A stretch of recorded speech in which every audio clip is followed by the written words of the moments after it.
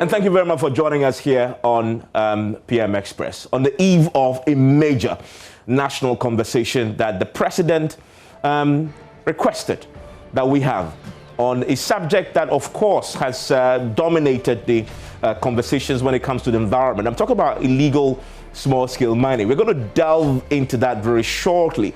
But I want to look at it from a broader point of view, because we're talking about the land and natural resources challenge. We're going to have a conversation with the sector minister. I'm going to introduce you to him shortly. Now, this is what I'm referencing here.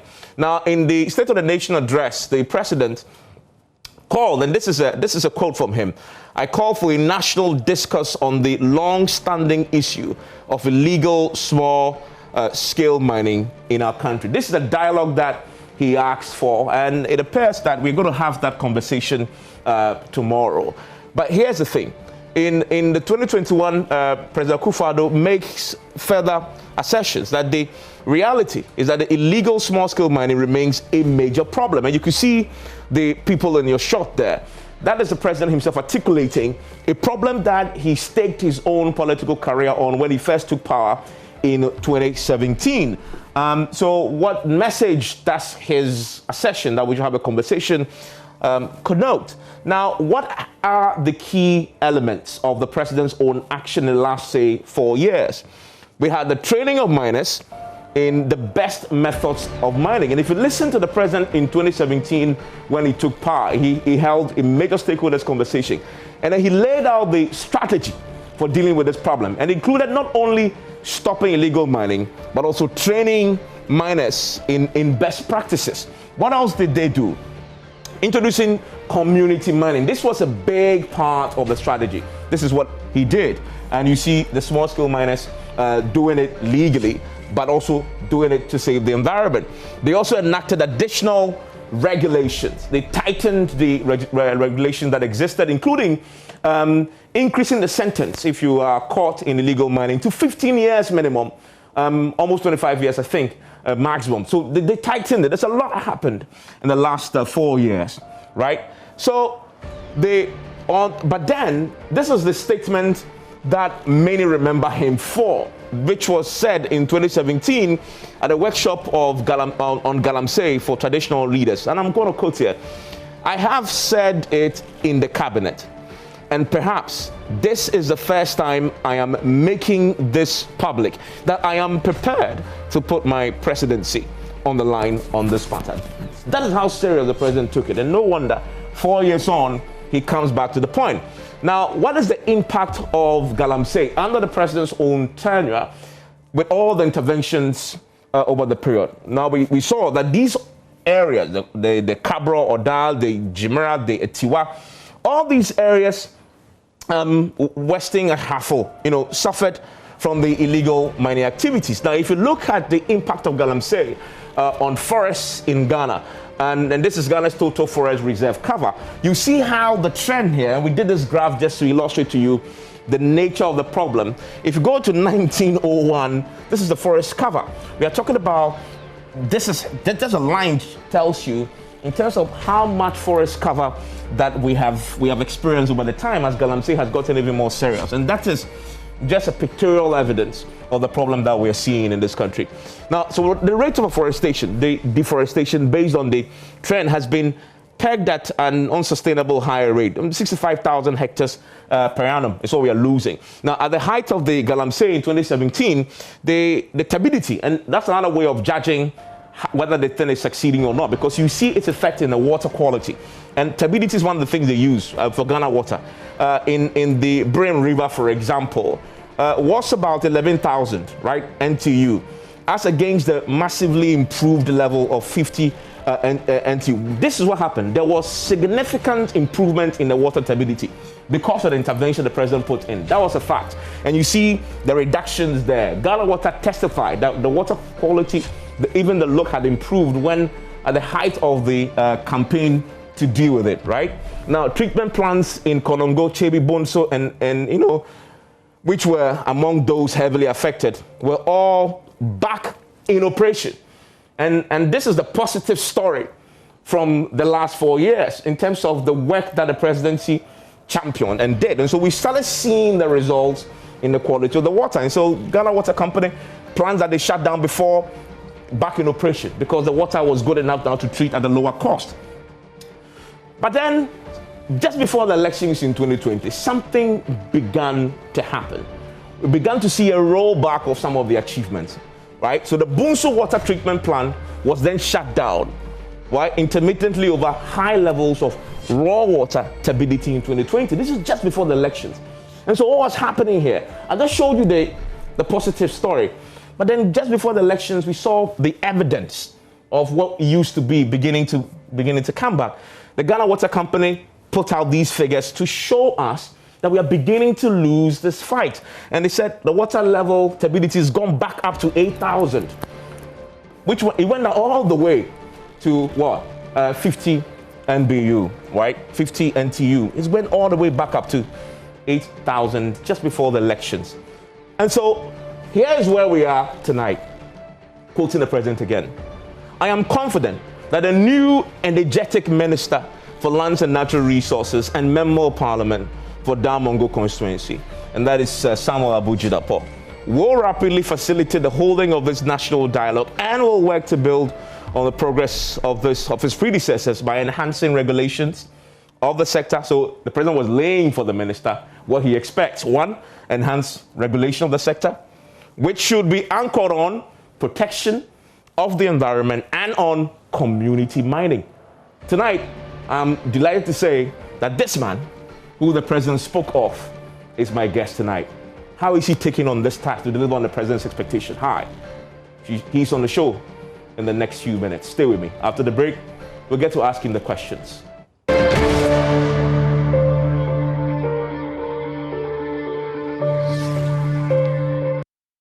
And thank you very much for staying with me. My guest in the studio tonight is the Minister for Lands and Natural Resources, Samuel Abu Jidapo, who, of course, is also the Member of Parliament for Damongo. And as they always do when they start a conversation on JoyNews, which is watched very heavily in the northern parts of the country, he says a big hello to his people in this constituency. Evans, good evening. Nice to have you. Thank you very much. Thank you for having me. And let me say a very good evening to your cherished viewers and your listeners. And also, as you rightly pointed out, to say a very big hello and good evening to my constituents, the good and dignified people of Damongo. I miss them dearly, you know. Yeah. I do. I mean, let's start with that. I mean, now you are a minister of a very, very busy ministry. How are you finding the challenge of juggling ministerial job with serving the people of Damongo? Yeah, so thank you. So I have about, let's say, 3 or so roles. I mean, first of all, as minister of the government, as member of parliament, and as the representative of the good people of the Damongo constituency. And as a father and as a husband as well. So you have to juggle all of that. But my attitude to these things is normally very simple. I'm not, without risking to sound populist. I think people carry a lot more bigger roles than I do. I mean, people, the cameramen here, they come at 5 a.m., they close sometimes midnight. People in the informal sector do all kinds of jobs, multiple jobs. Teachers do extra classes. They move from one place to the other, and so on and so forth. Like I said, I don't want to sound populist, but the truth is that we all carry our loads. You do also. Yeah. I mean, you have all kinds of things you do. But essentially, the way to go about it is I try my best to be to do my best to work hard and be disciplined and be organized, you know. Are you able to visit the constituency as often as you wish? So far, so good. I mean, I haven't been doing so badly. I visit literally on average every other week. So it's not been bad. Okay. But it gets difficult sometimes. Yeah.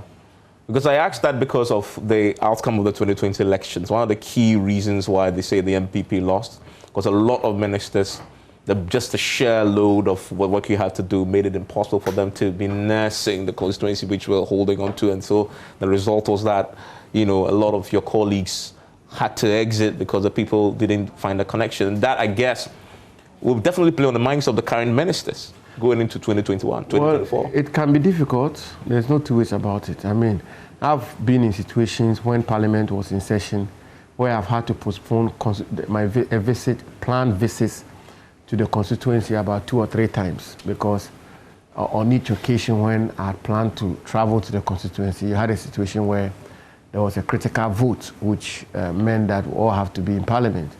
And don't forget the nature of the current Parliament, the 8th Parliament, will require that we all have to be in Parliament all the time. And it's not as though if we had a huge majority in the House, we wouldn't have to be in the House. But this even enjoins us to be in the House more.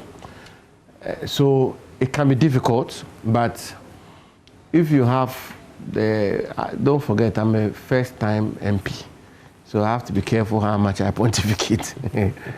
Let's see how I manage it in these 4 years and how, hopefully, I'm able to win another election and come in for a second term. And then I probably will be able to give a lecture on how I've managed my situation. But the standard things, I mean, you have to have an infrastructure there, a structure in the constituency which will cater for some of the constituency needs in your absence. Yeah. And thankfully, I have some very excellent, dependable people in the constituency. Yeah.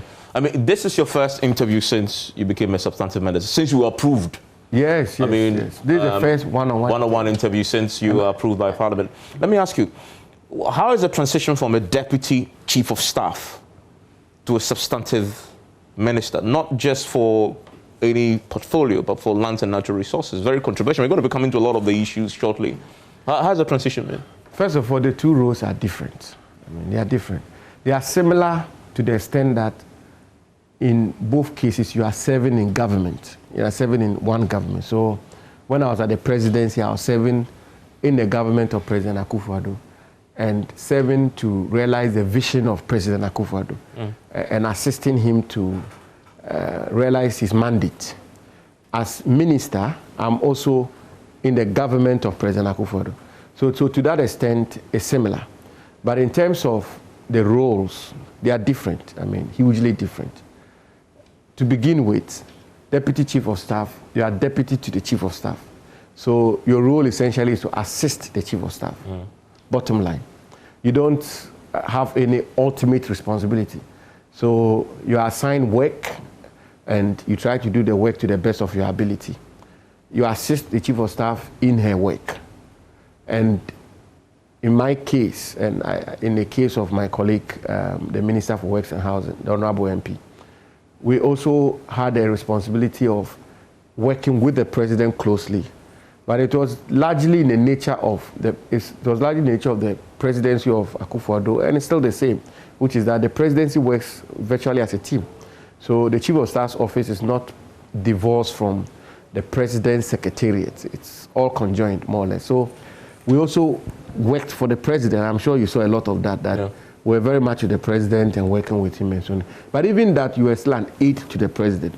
It comes with its own responsibilities. I mean, if you are an aide to a president of a country, and I don't mean this president per se, but a president of your country, the requirement of diligence and a high sense of responsibility, discipline, and all of those things are very clear to you. So that is that role. But here as minister, in many respects, I should say the fundamental difference is that the buck stops with you. you have to make the final call if you want. I mean, at the ministerial level. I mean, there are different levels of decision making. There are some decisions you have to go to cabinet. There are some decisions you have to clear with the President. But there are a good number of decisions who terminate at the level of the ministry, which you, the minister, will have to take decision for, will have to take responsibility for. And so that's, I'm struggling to explain, but it's a different kettle of fish, you know. And when I was at the presidency, for instance, my secretariat was just a handful of staff. But at the ministry, as you can imagine, you are dealing with about 12 agencies under you, the ministry itself, and so on. So it's a bit of a bigger responsibility which you have to discharge. But let me be quick to add that having served under the president directly and having worked under the chief of staff, you are quite equipped somehow. Early days yet though. Yeah, we'll look at the job so far, but also in Parliament. I mean, this has been the most fascinating last few weeks for any member of Parliament. Even James Abonso hasn't seen this like of Parliament before in terms of just the sheer number of controversies that all of you had to contend with. I'll come to that shortly. I've seen you on the floor making some really strong arguments on some of the key issues. So we'll come to that and explore that bit. But let's get to the main issue. And the president didn't mince words in the almost the primary reason why he's sending you there to the ministry. Top on his agenda, because he put it in 2 State of the Nation addresses that he's done so far after the elections. There was one just before he was sworn in. Yes. And then there's one after. That was before the dissolution of Parliament. Before the dissolution of Parliament. And then in the 8th Parliament, he gave another address. Yes, in both addresses, he talks about your ministry and what he wants there. Quote, I call for a national discourse on the long-standing issue of illegal small-scale mining in our country. The question is, it is illegal. Why are we having a conversation about it? I like that question. Ivan, first of all, let me say I can't thank the president enough for the confidence he's reposed in me. It's a rare privilege and honor to be given this responsibility in government, and I'm extremely grateful to him. I worked with him for many years, and the responsibility is bestowed on me. I don't take it lightly at all. I don't take it lightly because of the confidence he's reposed in me, and also because of the duty, the fiduciary duty I owe to the Ghanaian people as a minister of their government. Now, I need to establish a basis for this discussion. The lands and natural resources of our country is a critical sector of every nation, very critical. I said this when I appeared before the Appointments Committee. The only sector of our national life, I think with the exception of finance, which finds an expression in a chapter of the Constitution since the 1969 Constitution, is the lands and natural resources. In the 1969 Constitution, there was a chapter on lands and natural resources. In 1979, there was a chapter on lands and natural resources. The 1992 Constitution dedicates a whole chapter. Chapter 21 of the Constitution is dedicated to the lands and natural resources of our country. My own reading of why the framers of our Constitution finds it fitting to dedicate chapters to the lands and natural resources of our country is that's the property of the Ghanaian people. It's their property, really. I mean, you can talk about the education of this country, the health of our country, the finance of our country, but as we say in our local parliament, the ajapadia of the Ghanaian people are their lands and their natural resources, which is why even the Constitution, I think in Article 57 or so, vests the lands of our country in the president, and the minerals of our country also are vested in the president, and not for him, vested in him for his benefit. They are vested for him to hold in trust for the Ghanaian people. So it's such an important sector, and it's never lost on me, and it's never lost on the president, and which is why the dialogue we're going to have tomorrow is so consequential and so crucial, and which is why I welcomed it, which is the president thinks that having regard to all that has happened so far in the management and utilization of our natural resources, particularly as it relates to the regulation of small-scale mining in our country, it's about time that we have a national consultation and a national discussion on this matter. Yeah, but he talks about illegal small-scale mining. Those are his words. And my point to you is, my question to you is, it is an illegal activity. Why do you dialogue about illegal activity? Well, not so much to dialogue about illegal activity, but it's a reality on the ground as you speak. Catch them and throw them in jail. No, it doesn't work. It doesn't always work like that. You know that. It doesn't always work like that. The examples in South Africa. South Africa has a big illegal small-scale mining enterprise there, which is what they call it. They call it the Zamazama. The South African version of Galamsey is Zamazama, and even the apartheid regime with all the military approach they used, they could not uproot it. So a lot has been done in the first term of President Akufo-Addo. We've trained miners, about 4,000 or so of them have been trained. We've reviewed the laws, we've introduced community mining, we've brought a lot of technology into the system and so on and so on. But we recognize that a lot more has to be done. We also recognize there are lessons to be learned. There's no two ways about that. We recognize also that we require a bipartisan, broad-based support for government efforts in regulating the small-scale mining sector of our national life. And which is why the bit about the illegality, really, when he says we should dialogue or we should have a consultation about it, is about how we can get a buy-in of the society. To do what exactly? To back the government. In terms of his actions? In terms of the resolve of the government and the nation to say no to illegal mining. Because we know too well that there have been instances where one section of society are saying, no, we can't accept this. The president had the privilege that nobody else had in 2017. The entire society backed him then. There was a media coalition. John Mahama tried it. Many say, you know, you and your good friend, I'm sure, Inusa Fuseni, led it. Didn't get that much cross-society support. But Nana Addo had that in 2017. Everybody was part of it. There was a conversation, clergy. He's already had that for the last 4 years. In fact, he acknowledges the support that he received in 2017. So we've gone. But you know too well how. I mean, I don't want to sound partisan on the eve of this national dialogue. I mean, I don't think it's the best approach, and it will not engender the right atmosphere. Not two ways about that. But all of us appreciate, MPP and NDC appreciate that the small-scale mining thing has been politicized in our country. It was politicized at a time, to some extent, at the time when MPP was in opposition. It was obviously a political issue in the elections we just held. And that does not augur well for any credible attempt in dealing with this matter. And so we require, even the media, I mean, I can't say all of it here. I've been Minister for Lands and Natural Resources, and I know quite well that the complexity of segments of our society, not so much in their involvement or in their as conspirators or co-conspirators of the illegality, but in their support and acquiescence, and so this is widespread. I mean, you can't have, for instance, let me give you an example. You can't have illegal small-scale mining in Achubonyo in my constituency or in Larabanga in my constituency without somehow the constructive support of the chief or the implied support of the chief. Do you really think that illegal small-scale mining can take place in a community when the key opinion leaders and the key stakeholders of the community are united and say no to it? It's not possible, which is why this national dialogue is so important, which is why the consultation we're going to have tomorrow is key. And my hope, my sincere hope is that out of this, we will all come to the conclusion, irreversible conclusion, that there are certain issues which should be beyond partisan politics.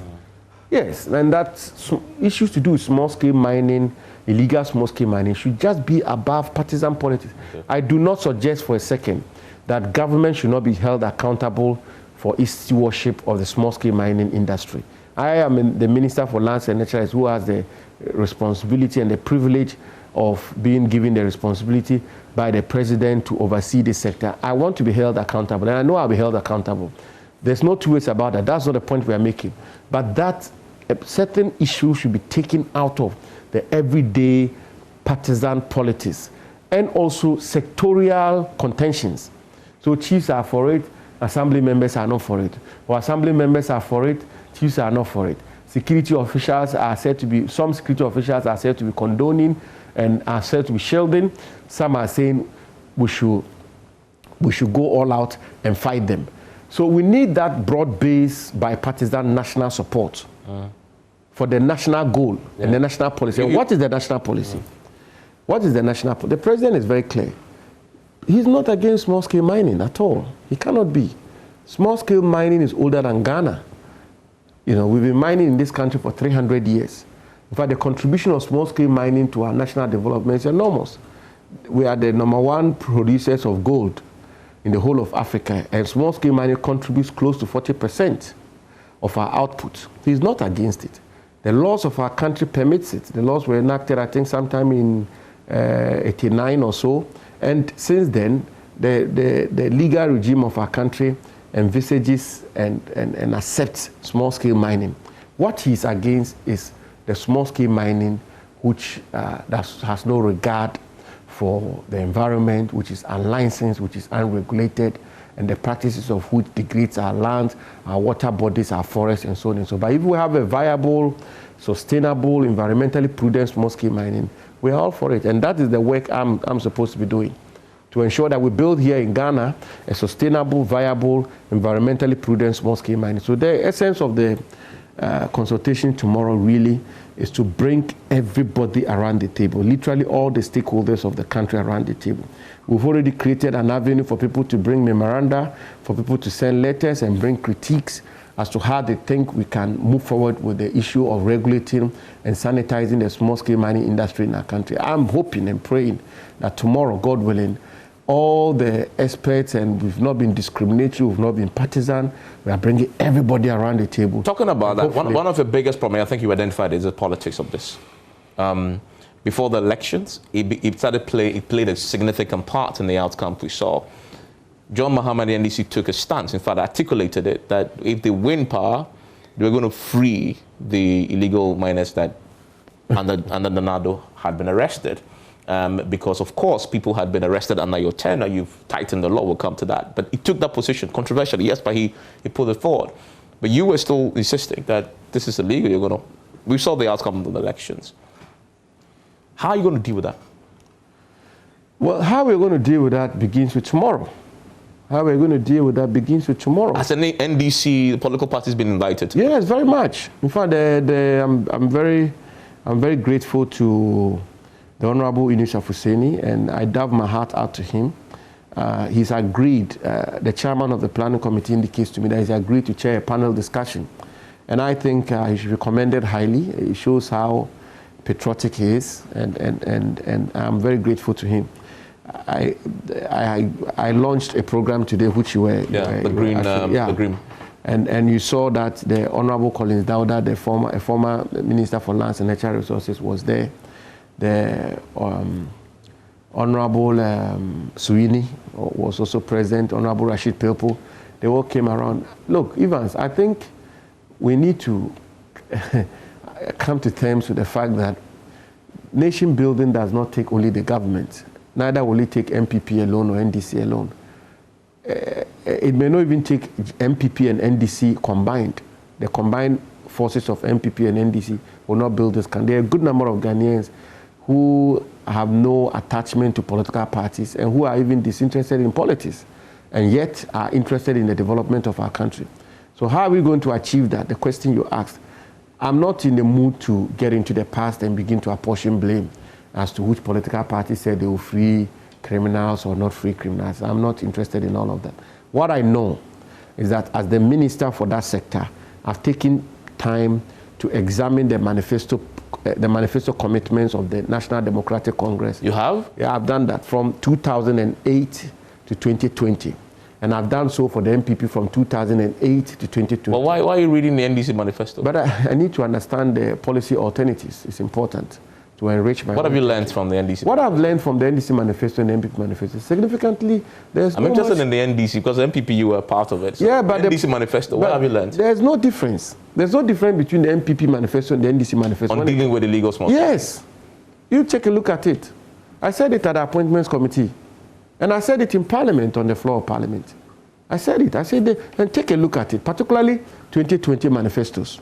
They both are clear that they are interested in building, in terms of what kind of lawful small-scale mining, there's a little difference here and there.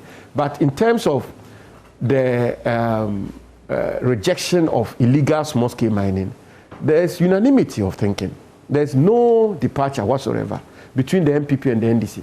So that is where I want to proceed from.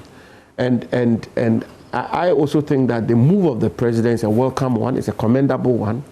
And I have done my best to give effect to his instructions and his desires, which is to try and organize a consultative forum which is largely bipartisan, which is national in character. Let me ask you when you say bipartisan, you mentioned individuals who are affiliated with the NDC, but what about the party itself? Oh, the party has been invited. We cannot have a forum like this without inviting the main opposition party. So how will it be national if you do that? So you're talking about, as you indicate, a national chairman? Well, that I can't say, but the NDC as a political party has been invited. That I know that. Okay. I'm sure that happened. And in fact, not just the NDC, we've invited all the political parties which participated in the 2020 elections.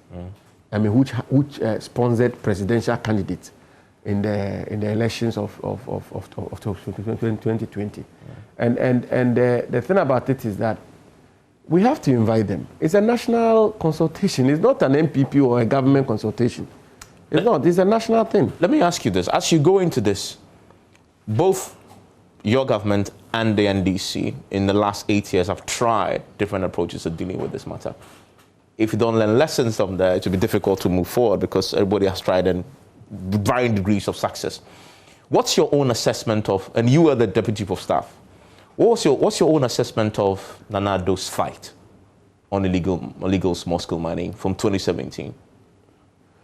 Well, I'm reluctant to get into that, but I'll be. But that's key. I hear you. But I mean, if you don't appreciate that, it will be difficult to move forward. No two ways about that. First of all, I can say a few things about it.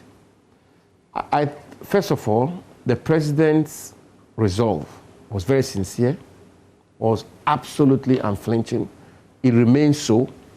He is clear in his mind about his duty to ensure that we protect the environment of our country, the ecosystem of our country, and preserve our country for future generations. He's very clear about that. So whatever interventions he made in his first term, he was absolutely sincere about it. The second point is that I take the view that the effort of the government in this first term was not a failure. I don't say everything that happened in the first term was wrong. I don't say so. Neither do I say everything that happened in the first term was perfect. There were good things which happened. I said some of them. The training of miners was very good. In fact, to begin with, even the national consciousness, the raising of the national awareness of this problem is a good thing. The training of miners was a good thing. They train a lot of them at the University of Mines. That is excellent. Yeah. The concept of community mining, which was introduced the first time, was good. The review, amendment, and in some cases, enactment of new laws, legislation to tighten the regulatory legislative framework for dealing with this matter was quite robust and which was also very good. But in the same token, there were a few things which happened which we believe we can review. What went wrong? Well, I think, for instance, and even it is so today, it's a reality today as well, which is that it will appear that the issue of small-scale mining, illegal small-scale mining, is an endemic, complex. The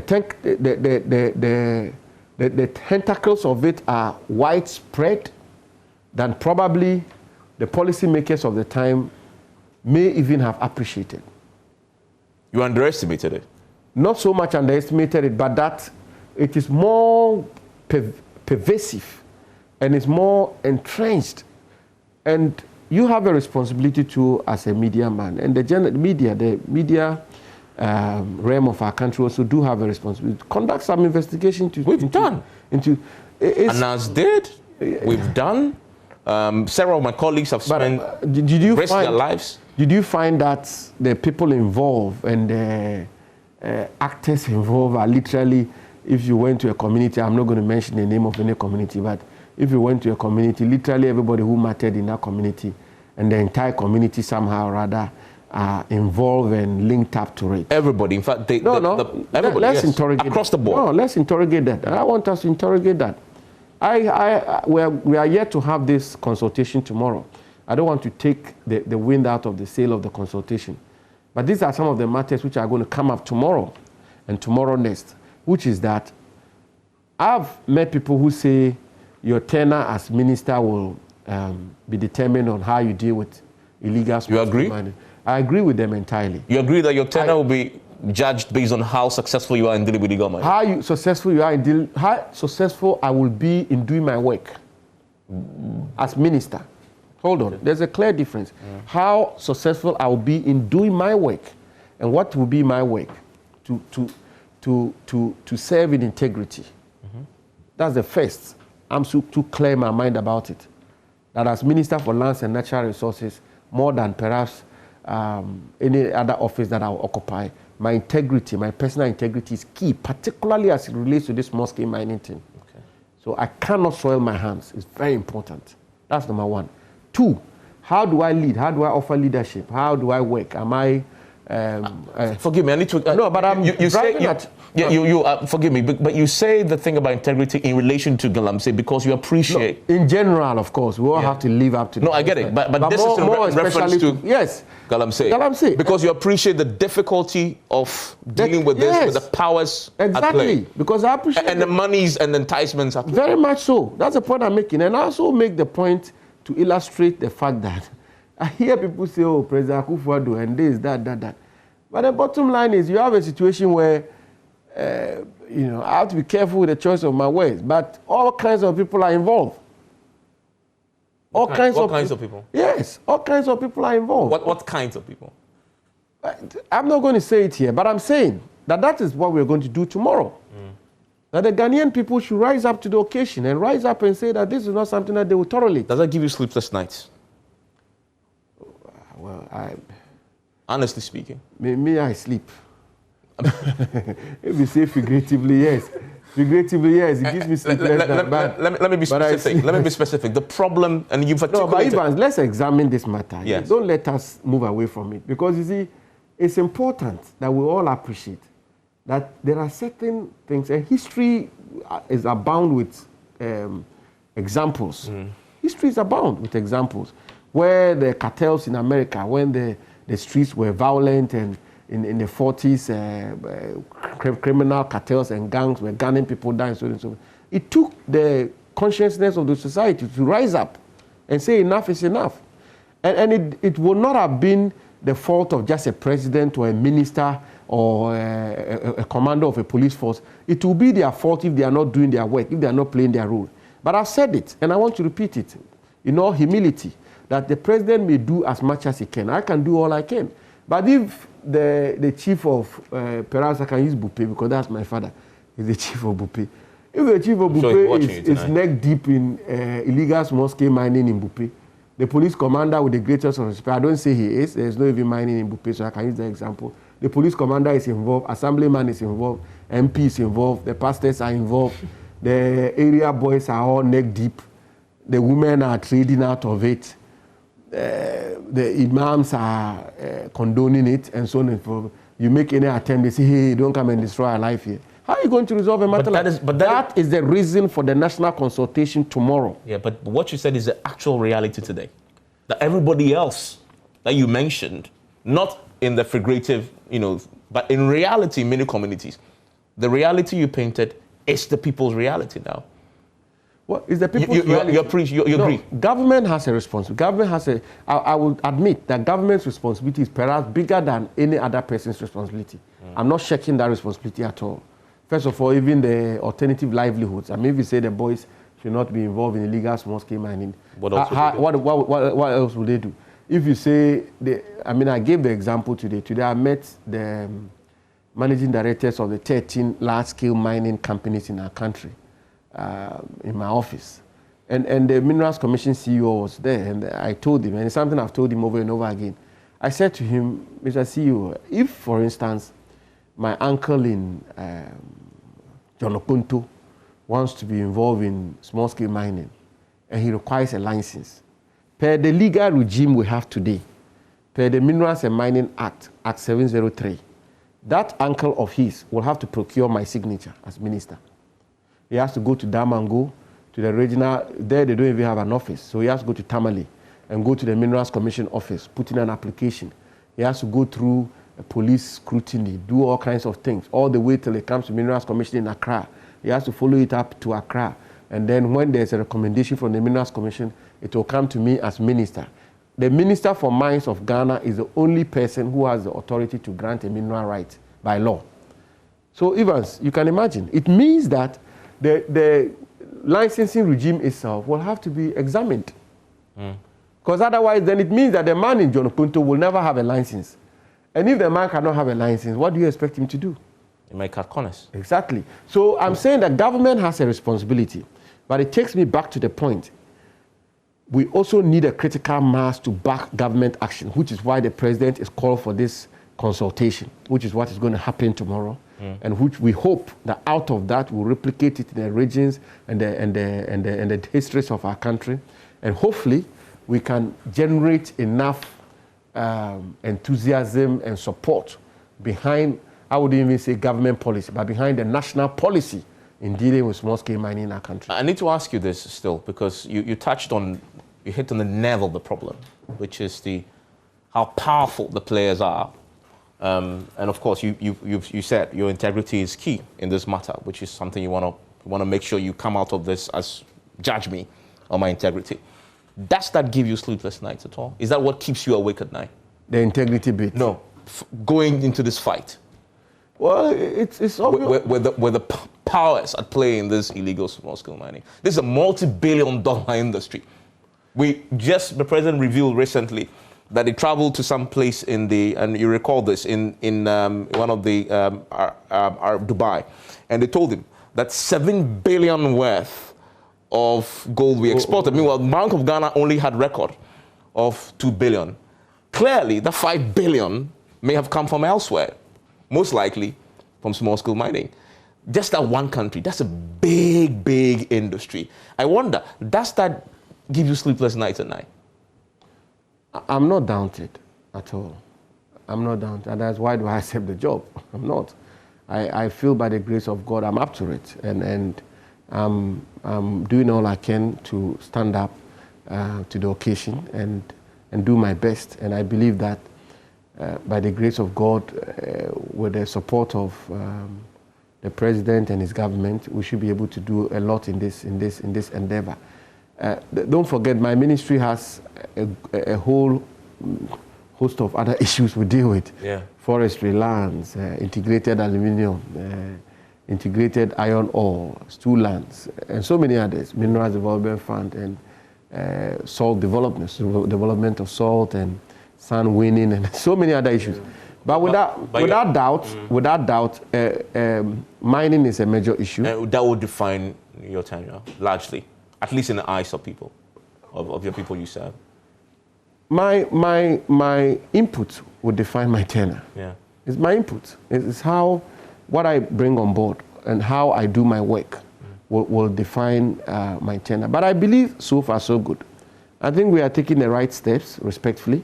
I think that the attitude we are adopting is a good one. I mean, I'll give you an example. It may not be significant in the sense of it, but I find it quite symbolic. As part of my ministerial duties, I've taken it upon myself to, if you want, you work in the office 3 weeks or so, and then you take 3 or 4 days and move out into the field. So the first place I went to is the Ashanti region. We are planning another tour soon after this consultation tomorrow. And when I went to Ashanti, I went to Obuasi, and I met the boys involved in the mining. We had a deba with them, the small-scale miners. And I had a conversation with them and made a presentation to them and so on and so forth. And they were particularly excited and even made assurances that, look, they will support government, they will work with government and so on and so forth. That is not enough. There are still a lot more substantive work we have to do, both at the level of government, within the Minerals Commission, within the policy framework, the legal framework, and so on and so forth. Monitoring, enforcement regime in particular, I should emphasize on that. And also what we are going to do tomorrow, and hopefully we should be able to get a buy-in of a significant proportion of our society the presidents of the national and regional houses of chiefs are all going to be present tomorrow. And so the role chiefs will play in dealing with this matter will be brought on the table. All former ministers of lands and natural resources are going to be present. Members of the Council of State are going to be present. Have you tapped into that expertise from the former lands and natural resources? Yes, I have. And I intend to do even a lot more.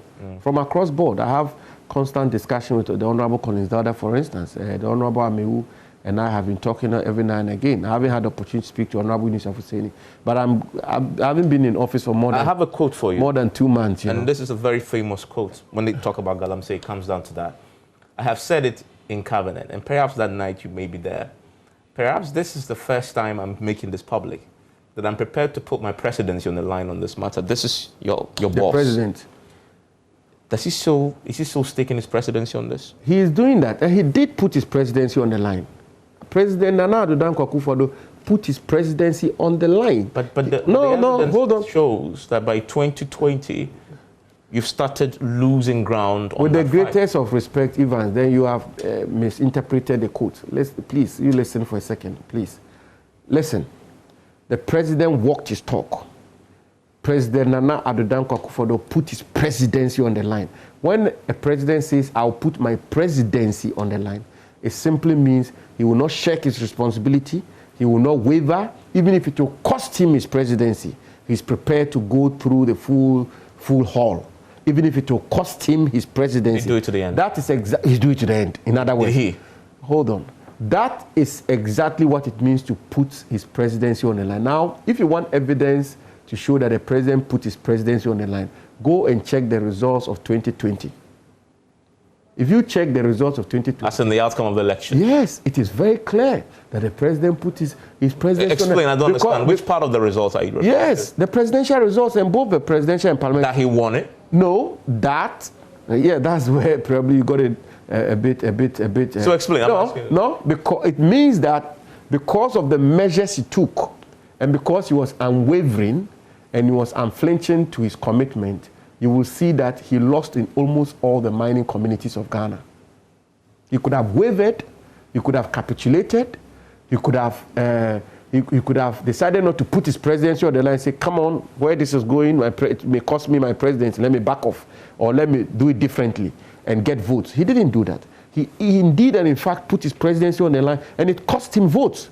He lost in a place like Upper Denchira West, where MPPs never lost an election since 1957. It's a mining community. And go and conduct research in that constituency. Clearly, the party lost because of the issues of mining. He lost in literally every mining community with the exception of Takwa. So really, but don't let us get into all that. Is that what is influencing the change in strategy now? Now do a consultation so everybody else can take part of the blame? No, not at all. Not at all. I went alone in 2017. No, government... Now I want to go with everybody. So if I have your support... No, but government will always be held accountable. Government will always be responsible. Government is not shirking its responsibility. At least you can say, but you guys met and decided that this is what you want to do. I'm just implementing but if they say that this is what we want to do, we will still have to implement it. Yeah, it's not in any event... But everybody can take collective blame. No, but in any event, the consultation will not be... The outcome of the consultation will not be binding. I mean, it cannot be. It's advisory in nature. It's recommendatory in nature. The decision, the blueprint or the report of the consultative dialogue will still have to be subjected to the cabinet for the interrogation of the cabinet and the buy-in of the cabinet. It's only when the cabinet puts its stamp on it that it becomes policy of the government. On this note, I want to take it because I want to come out and ask him. So after that consultation, then what? What happens? So that it doesn't become another talk show. I want to stay with me for that. We'll return after the break.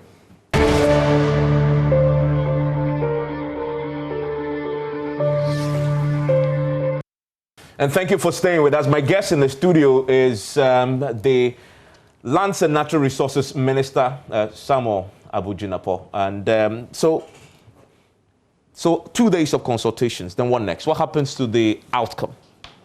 Okay, so after the consultation, we'll obviously have a communique read out, which will set out the key highlights of the decisions of the consultation. The report will be produced by a secretariat, which report will be presented to cabinet for its inputs and approval. And thereafter, if the report and the approved report of the cabinet has requirements or the need for legislative intervention. I mean, for instance, there's a big talk about medium-scale mining, for instance. Ghana has large-scale and small-scale. In other jurisdictions, they have large-scale, medium-scale, and small-scale. So if that, for instance, was approved, that means we have to go to Parliament, I have to go and shepherd a bill in Parliament to get the legal framework enacted and so on and so forth. If we have to have policy reforms, we'll do that. So the consultation, the reports, cabinet, and if we have to go to Parliament or we have to embark on reforms, you do it. we'll do it. Let's end by talking about some other key issues, and let me take you back into politics. In the last few weeks, there's been a heated conversation emanating from the MPP about secession of your boss. A boss that you're serving as a minister, but you're also very close to him, right next door as a deputy chief of staff. Many wants to succeed him, and it's playing out openly. The president had cause, the party had cause to ask some of them to issue a statement distancing themselves. So where do you stand on that conversation? This is rather taking me by surprise, you know. You want to drag me into this? I haven't finished carrying GALAMSEY on my head. Yeah, but it's your party. Well, my attitude to it is very simple. I recall in 2005, I watched the vetting of President Akufo-Addo, and he was asked a question about whether or not he intended to succeed President Kufuor.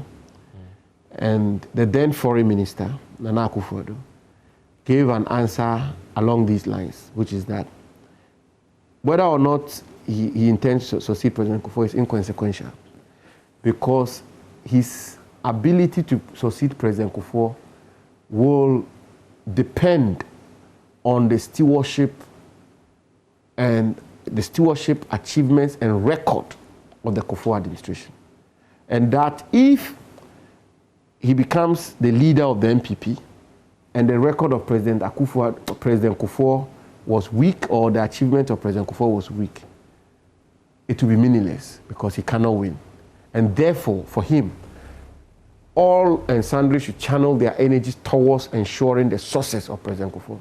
And Evans, I want to just respond to you by reiterating that in different terms.